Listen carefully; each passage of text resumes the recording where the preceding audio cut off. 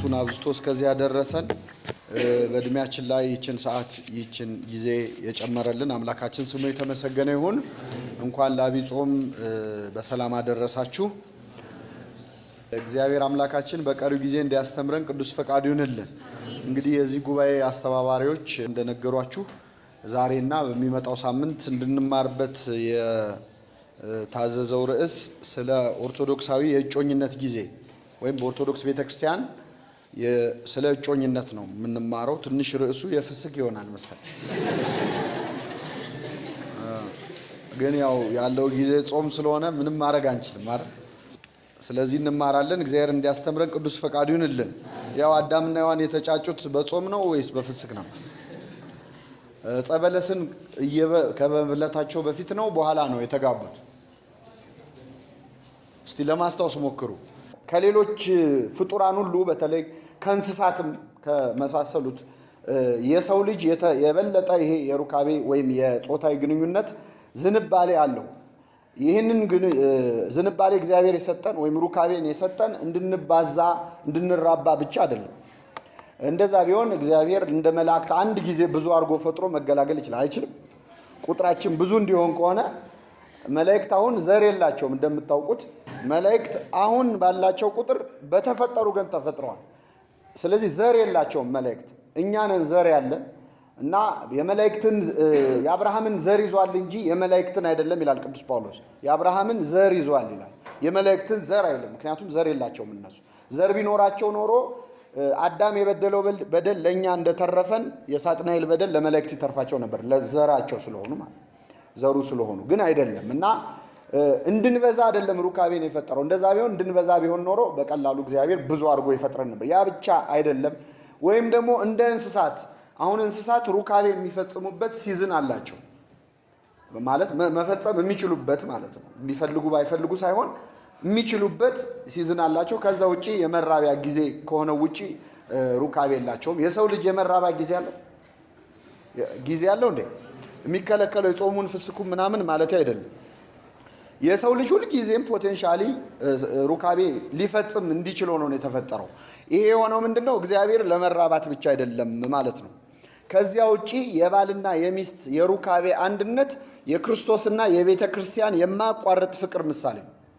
የማያቋርጥ ፍቅር፣ ሲዝን የሌለው ወቅት የሌለው መቼም የማያቋርጥ ሁልጊዜም በሩካቤ አንድ መሆን ሁልጊዜም መውለድ እንድንችል ሆነን ነው የተፈጠርነው። ይሄ ደግሞ ቤተክርስቲያን ከክርስቶስ ጋር ያላት ግንኙነት ሁሌም አያቆምም። ሌላው ቤተክርስቲያን ክርስቲያኖችን መውለድ አታቆምም፣ ሁሌ ትወልዳለች። በጥምቀት ማለት ነው። የባልን ቦታ በክርስቶስ የሚስትን ቦታ በቤተክርስቲያን አድርጎ ቅዱስ ጳውሎስ በኤፌሶን መልእክቱ በሚገባ አብራርቶ አስተምሮታል።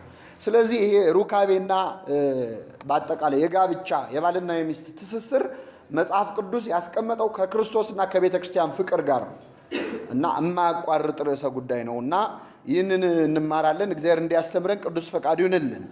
ዛሬ የምንማረው የብቸኝነት ጊዜ ነው። መቼስ ሰው እጮኝነትን ከመጀመሩ በፊት መጀመሪያ ምን ነበረ?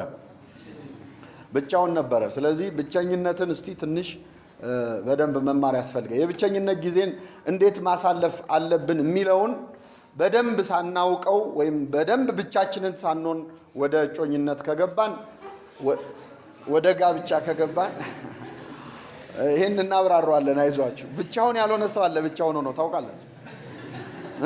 ብቻውን ያልሆነ ሰው አለ። ብቻውን ሆኖ ራሱ ገና ብቻውን መሆን የሚፈልግ ሰው አለ። በደንብ ማጣጣምም ያስፈልጋል ይሄ የብቸኝነት ጊዜን። አንዳንዴ ሰዎች የብቸኝነት ጊዜን በደንብ ሳይኖሩት ያሳልፉና ካገቡ በኋላ ይፋታሉ። ምን መሆን ፈልገው? ይሄን ጊዜ በደንብ ቢጠቀሙበት ኖሮ መመለስ አይፈልጉም እና እንደው ብቸኝነት በስንት ጣዕሙ ይላሉ። ይሄ የሚያሳየው ይሄንን ህይወት በሚገባ ስላልኖሩት ነው። ስለዚህ የብቸኝነት ጊዜን መጀመሪያ እግዚአብሔር የፈጠረው አዳምና ሔዋንን እንዲጋቡ ከማድረጉ በፊት መጀመሪያ አዳም የተፈጠረው ምን ሆኖ ነው? ብቻውን ሆኖ ነው። ስለዚህ እግዚአብሔር ከጋብቻ በፊት የፈጠረው ምንነትን ነው? ብቸኝነትን ነው። ስለዚህ ስለ ብቸኝነት ህይወት በሚገባ ማየት ያስፈልጋል። አዳም በገነት ሳለ ብቻውን የነበረበት አራት ቁም ነገሮች አሉ። ብቻውን አዳም እንዴት አሳለፈ ብቸኝነቱ? አንደኛ አዳም በገነት ውስጥ ከእግዚአብሔር ጋር ነበረ። አዳም በገነት ውስጥ ከማን ጋር ነበረ? ከእግዚአብሔር ጋር ነበረ። በእግዚአብሔር ፊት ነበረ። የመጀመሪያው የብቸኝነት ጊዜው መገለጫ በእግዚአብሔር ፊት መሆኑ ነው። ሁለተኛው አዳም በገነት ሳለ ምን ይሰራ ነበር ቢባል ገነት ውስጥ ይላል ኦሪት ዘፍጥረት ምዕራፍ 2 ላይ ልውሰዳችሁ። አዳም በኤደን ገነት ነበረ።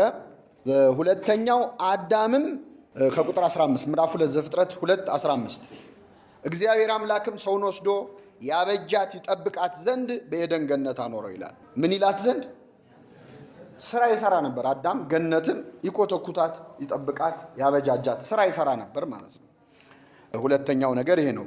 ዘፍጥረት 2:15 ላይ ገነት ውስጥ ይሰራ ነበር። ሶስተኛ አዳም እንስሳትን ሁሉ እግዚአብሔር ወደ እርሱ ያመጣለት ነበር፣ ስም ያወጣላቸው ነበር ይላል። እንደውም ቃሉን እንዳለ ላንብብላችሁ። እግዚአብሔርም ይላል በምን ስም እንደሚጠራቸው ያይ ዘንድ ወደ አዳም አመጣቸው ይላል።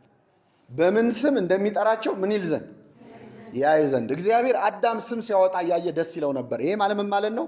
የፈጠረው ፍጥረት አይምሮውን ሲጠቀም እያየ እግዚአብሔር ደስ ይለዋል።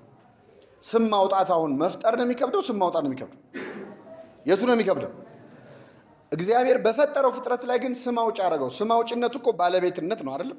አሁን እኛ የሰው ልጅ ስም እናወጣለን እንችላለን? መብት ካለንም ያለን የማን ልጅ ላይ?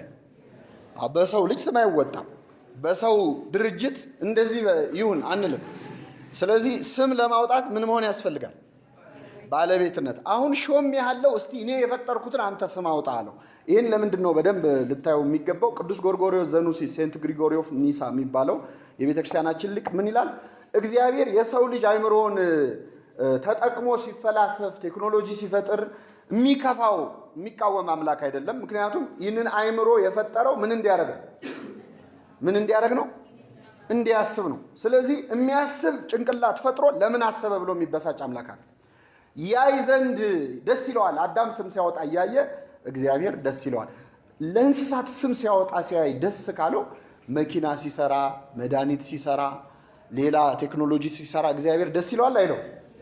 ስም ከማውጣት አልፈናል አሁን አይደል? በጣም ተሻሽለን ብዙ ጥሩ ነገሮችም ሰርተናል። ደግሞ ብዙ መጥፎ ነገሮችም ሰርተናል። መጥፎ ነገር ስንሰራ ያዝናል፣ ግን ምን ጭንቅላታችንን መጠቀማችንን እግዚአብሔር ይወደዋል። ቅዱስ ጎርጎርዮስ ጨምሮ ምን ይላል? ከፈጠራቸው ፍጥረታት ሁሉ በአካላዊ አቅሙ ደካማው የሰው ልጅ ነው። ግን ሌሎችን ሁሉ መርቶ ገዝቶ ነው የሚኖረው። እንስሳቱን ሁሉ አራዊቱን ሁሉ አባረን አይደለ? እኛ ቤት ሰርተን ነው የምንኖረው። ግን በጥፍር በጉልበት በኃይል ከኛ አራዊት ይበልጣሉ አይበልጡ? ይበልጣሉ።